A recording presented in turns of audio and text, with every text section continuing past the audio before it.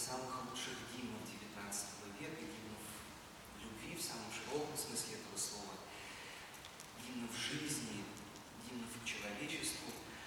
Это романс Петра Ильича Чайковского на стихи Алексея Константиновича Толстого «Благословляю вас, леса».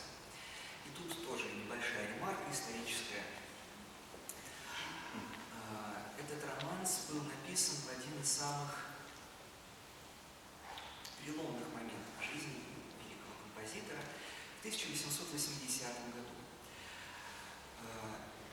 Дело в том, что в 70-х годах, перед этим годом, Петр Ильич Чайковский только-только завоевывал свою популярность, как и у нас в России, так и на Западе.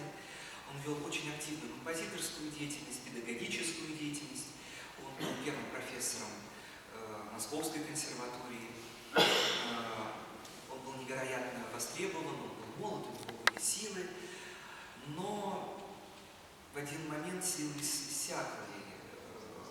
У каждого композитора, у каждого творческой личности бывают такие моменты, когда нужно набраться сил. И вот в конце 70-х годов, после довольно трагического нервного срыва, Петр Ильич отправляется в Италию по совету друзей, и у него открывается второе дыхание. Вот это второе дыхание, вновь открывшаяся любовь к жизни, к искусству, к людям, к музыке, оно воплощено здесь, в этом романсе. Романс в России больше, чем романс, особенно в XIX веке, особенно в творчестве романтиков. Очень даже интересно строение этого романса. Его открывает большое развернутое вступление. Это и есть те философские метания Чайковского о смысле жизни. Вы услышите каскад очень таких напряженных, диссонансных аккордов, которые постоянно ищут какое-то напряжение. И это напряжение, точнее разрешение этого напряжения, оно приходит непосредственно в словах вокальной партии. Это молитва, которую написал Алексей Константинович Толстой в своей поэме «Иоанн Дамаскин».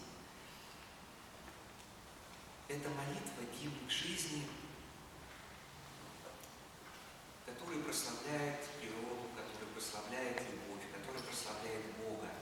И кульминацией этого романса становятся слова: «Я вас обнять, друзья и братья,